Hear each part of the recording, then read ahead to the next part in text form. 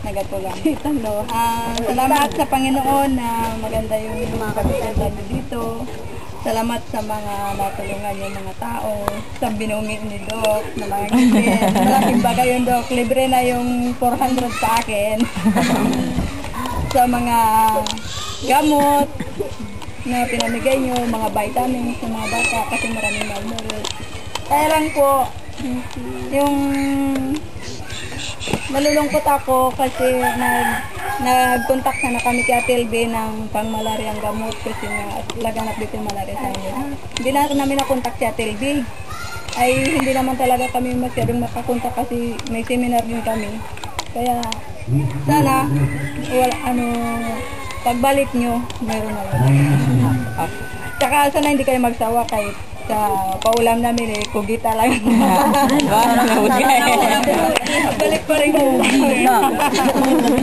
Yun lang po. Kaya gusto kong ipabot sa inyo ang aming pasasalamat na bagamat yung aming barangay ay kung sa mga ay mga liblib na barangay na, pero inaabot kami ng mga ganitong medical mission. Kaya ito ay malaking bagay para sa amin. At natutuwa rin kami sa mga tao na siyempre ay parang kung sa makuan sa Bitarata talagang pag-saludara mo. Ibig sabihin talagang tinatanggap namin kayo ng taus-pusong pagtanggap. Bilang mga, sabi nga namin kayo nagbibiruan kami doon, sabi, bayan muna bago sarili. Ganun yung mga gawain ng mga volunteer kasi mga volunteer lang kami.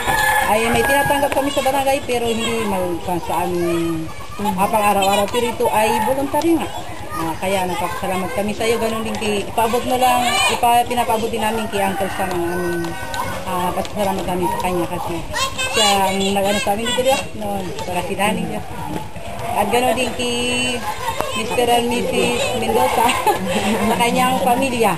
Nagpapasalamat din kami sa kanila. Siyempre kami ay parang magkakapatid na dito.